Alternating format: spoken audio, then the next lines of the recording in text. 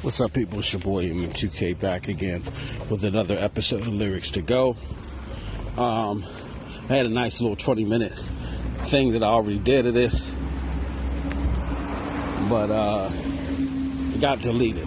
There's a flaw in the program that I'm using to where until you officially upload whatever it is you could create, even if you hit save, if you go to edit it, or you go to edit and check it, if you don't hit save again, it deletes everything, even your previous save, which to me is asinine. So you know me, or if you don't know me, I'm gonna be tippity tapping away at a response to these mugs. 'Cause I don't pay for trash.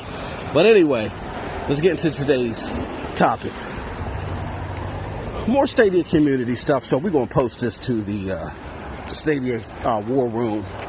So if you're part of the Stadia War Room, you're gonna get this exclusive in the PNTS network Patreon. All right, so here's the deal, y'all.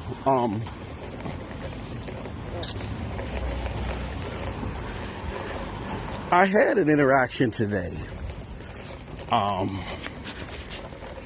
that made me feel like I needed to remind the community on what my MO is. What my MO is, period.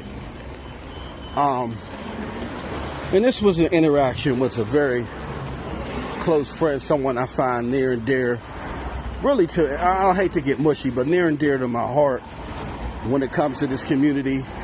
One of my early supporters and stuff like that, and just an all-around great person. I'm not going to name any names, but, and this is someone that I may not generally agree with on certain aspects of gaming, but all the more I more than appreciate their contributions to the community and so forth. I had an interaction today where it was questioned whether I thought that they were meaning to do something nefarious. And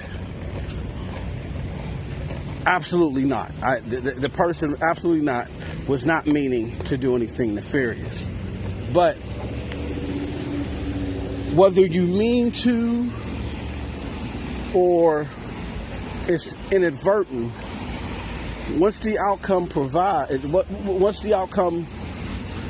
happens, it happens. And could it have been avoided?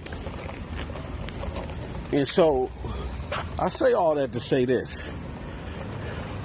I'm not here to try to demean anybody or tell anybody how they gotta think, or, like as Chase say, make anyone's purchasing decisions. Absolutely not. I am not here to force you into liking what I like. Absolutely not. What I am here, though, is to make sure that for Stadia, that all the information for Stadia, the good and the bad, is being reported accurately. From my very first videos to where I spotlighted Phil Spencer on my Stadia Doses, or not Phil Spencer, Phil Harrison on my Stadia Doses channels. From then to now, everything that I've done is to highlight things that may not be known to the general consumer, or may have been forgotten or caveated in discussions even by non-general consumers. You feel me? So, for instance, when it comes to Phil Harrison, people say, yo, Phil Harrison is a disaster. Him leading the charge for Stadia means doom and gloom for the platform. I got a cross, man. It means doom and gloom for the platform. And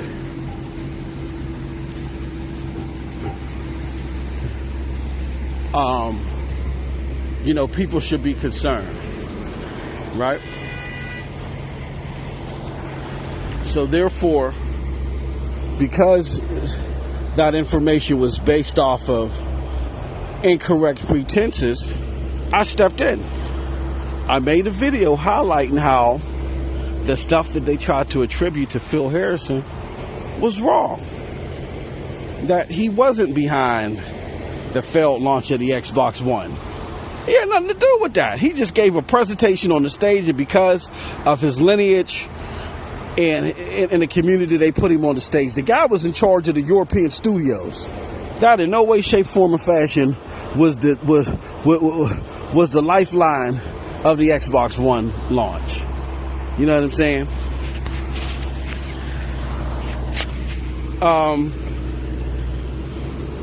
Also, people don't realize that he was one of the original 40. I'm going to try to cross it. He was one of the original 40 for the,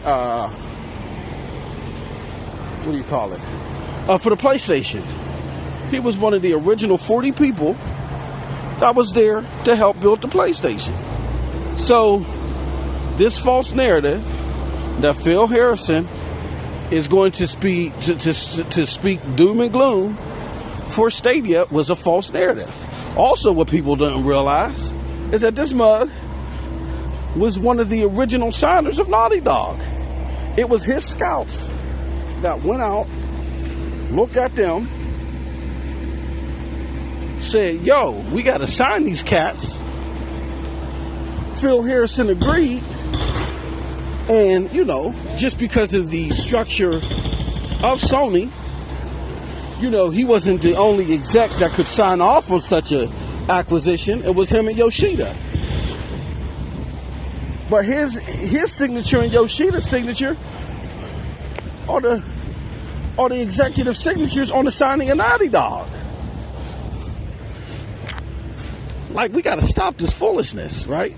But at the same token, I say that, and here I believed it too. So I really can't be mad. But I learned that early. I learned that 9 months ago. I did my due diligence. When the information was out there, as soon as it was out there, I was on it. And to even Phil Harrison's own admission, he didn't do the best job of trying to attack the means because he don't care about them. He just care about putting his head down and doing the work. The man is made.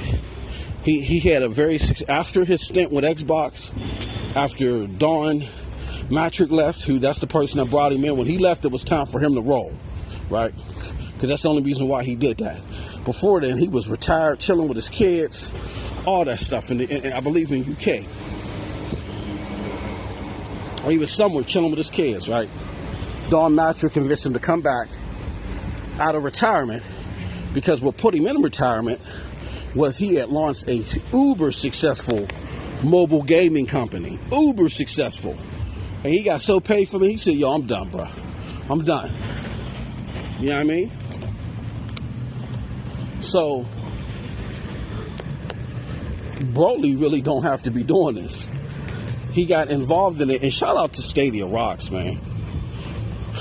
Stadia Rocks says that Phil got so enlightened by the possibilities of the tech that he was like, I want in on this. You know what I mean? He wanted in on it. Shout out to him for highlighting that. So that's what I'm saying. So my channel is based on highlighting facts, trying to add clarity to caveats, and exposing lies, right? I'm not here to sit there. So it's basically here to inform.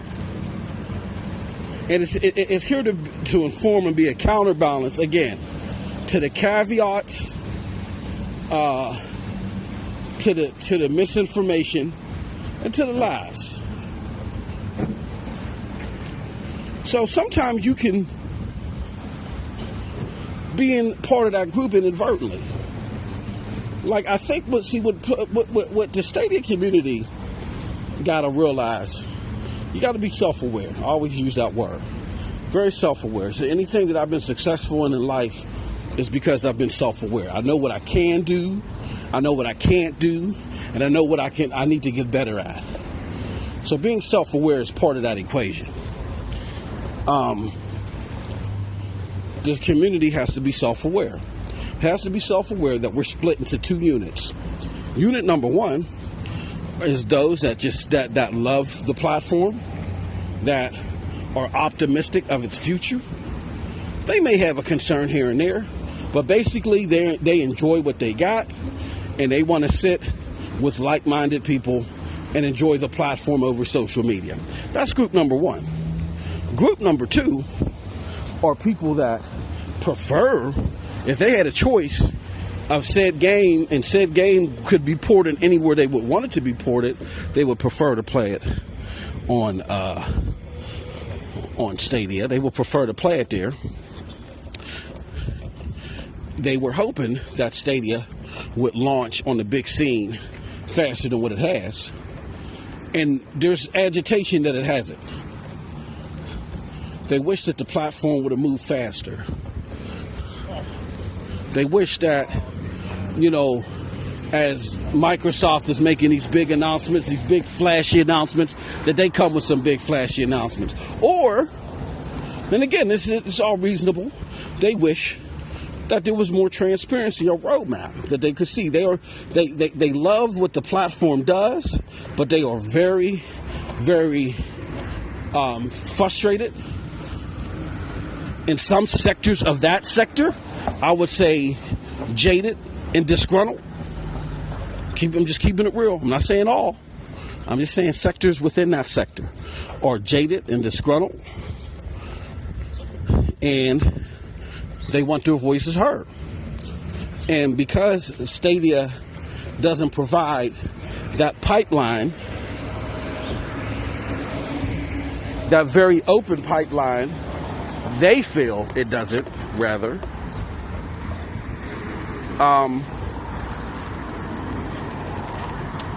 They are very vocal on social media and other shows more often than not as time has eroded, right? So you have those two factions, and now the factions are battling each other. And each faction is claiming that the other faction is trying to silence it, right? Or, each faction, I won't say silence it, but each faction is up to something nefarious. The Rosy faction claims that the disappointed faction is trying to kill Stadia. They want to kill the platform. They're angry, they're mad, they want to kill the platform. The pessimistic faction is blaming the Rosy faction of, they want to shut me up. They all want to shut me up. I can't give my opinion. They want to shut me up. And even though I can agree that, again, certain wings of each faction has its rabid actors that do that, I think those are false pretenses being put on each faction.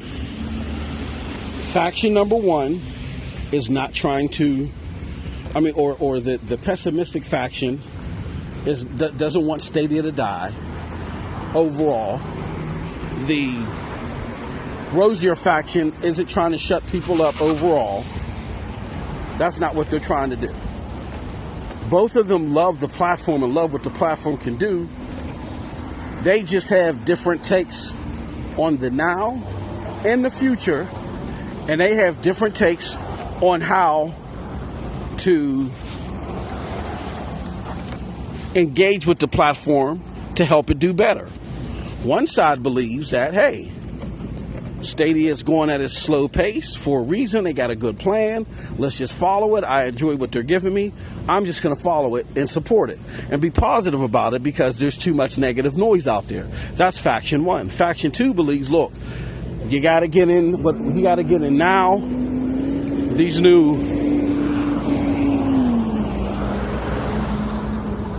new consoles are about to launch. They're going to tear it up. And if Stadia doesn't get into the fray right now, while all this boom, boom, kaboom is happening, they're going to get lost in They're going to get lost in the sauce, and they're going to be an afterthought, right? Now, for full transparency, I won't say that I'm fully Faction 1. I want to say I'm like 80% Faction 1 mixed with a 20% of Faction 2. My general thought of the platform is that they got a plan. Their stuff is long term. When you listen to Aaron Hoffman, John, when you listen to Dice 2020 and their presentations there, it's very clear that they don't feel that they need to burst out of the scenes until the casual community really starts looking at next gen.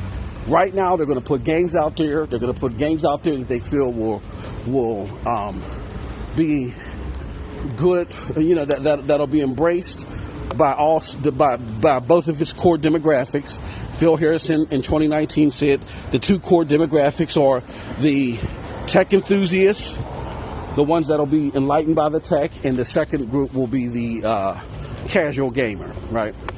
The casual that wants the game, as Amazon puts it, but just felt like the barrier to do so was just too much for them, right? Those two categories. So because of that, they're going to put out games that, you know, will be embraced by both sectors. Again, the casual sector is larger than the hardcore sector.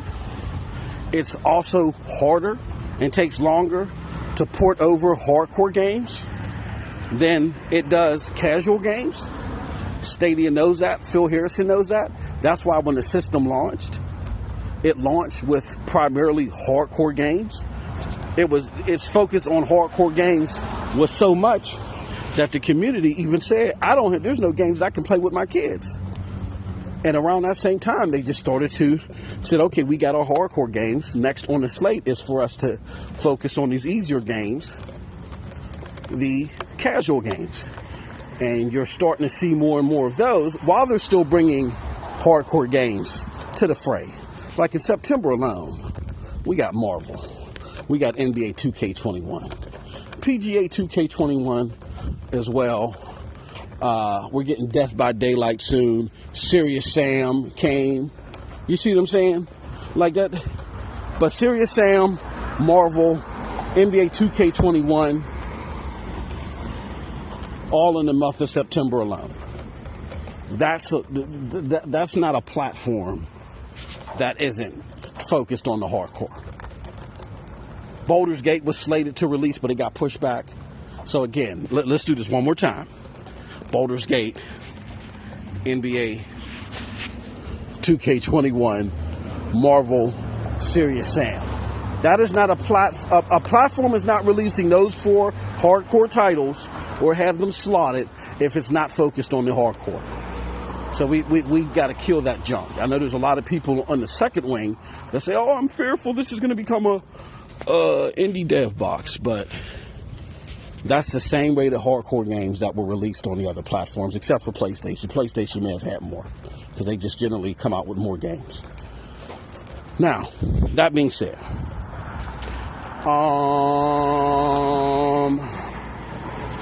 you have to take into consideration when observing this community that both factions are bucking heads right now. They're both angry with each other. Because again, one faction thinks that the other faction is not doing what it needs to do to support Stadia.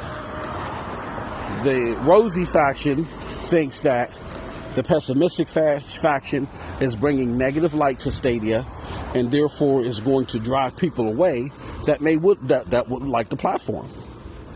The pessimistic faction thinks that the Rosy faction is not lighting the fire under Stadia's butt and is not keeping them honest to stay competitive. Again, to what I can attest to before, I'm 80% the optimistic faction, but 20% of me loathes their communication. I truly think that their what do you call it? Their communication is horrific. It's horrific, and there are some external marketing things that, even though this is way more of a data collection phase for them than it is for anybody. When I say data collection, they explain it in DICE 2020. They call it the Valley, and they refer to it as the time that they're trying to build that platform to get it out of the all these unknown possibilities to something that is for sure 1v1 match, if not far superior, in every single checkbox to dedicated devices. They're still not there quite yet, even though the tech can do some fantastic things. So even though that's where the platform is at, and I get to where their external marketing may not be as fluid yet, for the people that are in the platform right now, I think the communication is horrendous. I think it's bad. I do think it's bad. So I can dig, like, once their marketing to you now as of late has been okay. It's been okay. It's been mediocre. It's been okay. But once they get you inside, you have no idea what to expect. You don't know what's coming. Everything is stealth drop. You don't know what's on the horizon. That's not good, especially when you're providing a service. So I had said time and time again that a remedy to that would be for them to do a monthly circular where they just highlight the things that they've already talked about in a video format. And then they, tap into community members that are playing games and just do a quick 5-minute stream with them, a 15-minute video, 10 minutes of them, 10 minutes of them talking about everything that's in the blogs. I know they feel it's redundant, but some people want to see the what do you call it? They want to see the periodic engagement, even if it's just once a month in video format. So they want to see the periodic engagement, and just all you got to, you ain't got to come up with brand new material. Just rehash what you talked about in your blogs, in your weekly blogs. That's it. And put that out there in a video. That would be so, that not only would be so tantalizing for the people already in the communities for you to be client facing, right? But it also would inadulterate newcomers or people that are interested in the platform with so much information that would make them a lot more willing to come and join the platform. Like, oh, all this stuff is going on with Stadia? I mean, I be on social media, and sometimes I hear people say, you guys still play that thing? And a lot of it is bibble babble and jargon. But at the same time, I can understand the skepticism. So here's the thing, y'all. I agree with both factions. I'm going to close out with this. I agree with both factions in certain points. I agree with more than the optimistic faction than I do the pessimistic faction. But at the end of the day, the whole point of this video is understand where I'm coming from. I'm here to make sure that facts are given, facts are spread, and we can love each other, but I'm still going, I'm going to still make sure that the numero uno job of making sure that facts are prevalent is happening. And it is not to be taken personally, okay? Because there are people, I'm watching podcasts where people are saying, yeah, the Stadia communities in the uproar, they're all upset about Luna because they know Luna's the death. And that's not the case. The Stadia community's been fractured. It's just that Luna's just the next thing that they're fractured about. That's all. So you know, more to come about this, but I thought it'd be interesting to share my take on this. But I want to thank everybody for listening. Another Lyrics to Go. Thank you so much for your support. If you enjoyed it, share this out, because if you do, somebody else might as well. And with that said, you have a wonderful, wonderful gaming day. Peace.